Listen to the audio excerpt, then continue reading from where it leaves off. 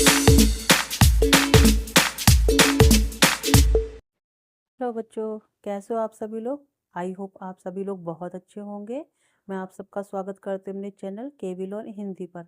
आज हम बहुत ही इम्पोर्टेंट सब्जेक्ट डिस्कस करने वाले हैं जो थर्ड सेमेस्टर का है, वो है पब्लिक इंटरनेशनल लॉ। तो इसका ये पहला क्वेश्चन हम देखते हैं, अंतर्राष्ट्रीय कानून का अर्थ और परिभाषा। मोस्टली स्टूडेंट को इस सब्जेक्ट के साथ में बहुत डिफ़िकल्टीज होती है, उनको याद नहीं होता है। एक्चुअली मैं जब पढ़ती थी तो मुझे भी याद नहीं होता था, बिकॉज ये रिलेट करता है थोड़ा सा हिस्ट्री से। ठीक है, तो आज हम पढ़ने की कोशिश करेंगे। आई होप आप मेरे पढ़ाया हुआ समझेंगे। जिस तरीके से मैं पढ़ाऊंगी तो आप ध्यान से सुनिए ताकि आपको ये अच्छे से समझ आए। ठीक है, चलिए स्टार्ट करते हैं। क्वेश्चन है हमारा, अंतर्राष्ट्रीय कानून का अर्थ और परिभाषा। तो इसका आंसर है, प्रत्येक समाज चाहे उसकी जनसंख्या कितनी भी हो, ये कानूनी ढांचा बताता है कि जिसके तहत वह कार्य करता है और विकसित होता है।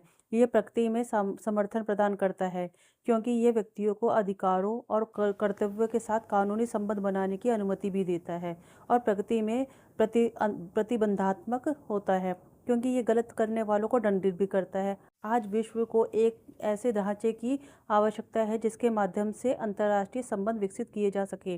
अंतर्राष्ट्रीय कानून इस कमी को पूरा करते हैं। अंतर्राष्ट्रीय कानून शब्द, जिसे राष्ट्रों के कानून के रूप में भी जाना जाता है, पहली बार 1780 में जेरेमी बेंथम द्वारा गढ़ा गया था।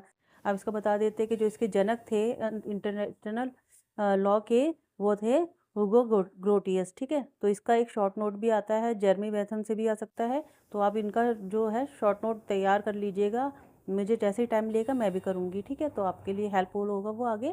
तो अब इसको समझते हैं कि किसी भी स्टेट की जब भी उसका जन्म होता है, किसी भी स्टेट का, तो उसको इजीली आगे बढ़ाने के लिए छोटी छोटी चीज़ों के स्टेप बाय स्टेप हमें फॉलो करना पड़ता है। जिस तरीके से पहले हम पंचायत होती थी जो एक पूरे के पूरे गांव को रेगुलेट करती थी, मतलब वहाँ कैसे क्या काम होगा, कुछ चीज़ होगा, अगर कुछ गलत हो रहा है तो उसको कैसे रोका जाए, कैसे कुछ चीज़ों को आगे बढ़ाना होता है, तो एक टीम तैयार की जाती थी। ऐसे ही इंटरनेशनल लॉ के अंदर बहुत सारे जो सारे राष्ट्र होते हैं, उनको उनके बीच में कैसे संबंध हो, उनके बीच में जो भी डिस्प्यूट होता है उसको किस तरीके से सॉल्व किया जाए, उसके बारे में ये बताता है। ठीक है, तो जिससे जो देशों के बीच की दूरियां होती है वो कम होती है, क्योंकि आज इंटरनेशनल उस पे बेस पे ही सारे काम होते हैं। एक देश दूसरे देश पर डिपेंड हो चुका है। एक देश पूरी कमियां अपनी पूरी नहीं कर पाता है, किसी को किसी देश से कुछ चाहिए, किसी को किसी देश से कुछ चाहिए होता है। तो इस तरीके से जो आयात और निर्यात होता है वो सुचारू रूप से चल सके, उसके लिए ये इंटरनेशनल लॉ बनाया गया है। ठीक है, आई होप आपको समझ में आ गया होगा।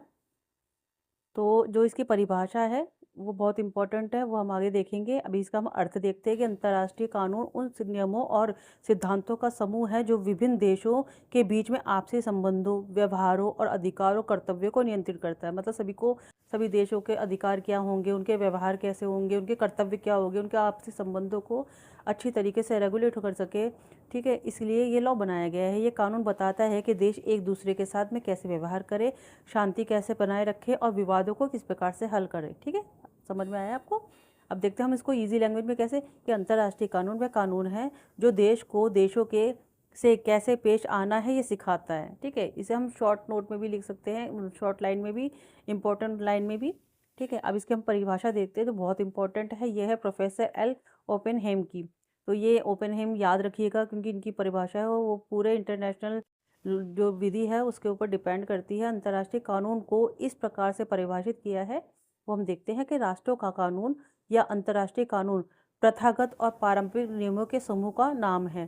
ठीक है, ये पुराने ज़माने से चला आ रहा है कि किस तरीके से एक गांव दूसरे गांव के हेल्प लेके पड़ता था, उसी तरीके से देशों के साथ भी ऐसे ही किया गया है कि एक देश दूसरे देश के साथ में कैसे कम्युनिकेट करे, कैसे एक दूसरे की हेल्प करे, जिन्हें सभ्य राज्यों द्वारा एक दूसरे के साथ में आपसी संबंधों में कानूनी रूप से बाध्यकारी माना जाता है।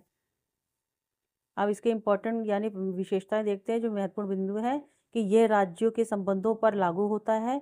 सेकंड है, इसमें संधियां, समझौते और अंतर्राष्ट्रीय प्रथाएं भी शामिल होती हैं। थर्ड है, इसका उद्देश्य विश्व में शांति, सहयोग और न्याय स्थापित करना है।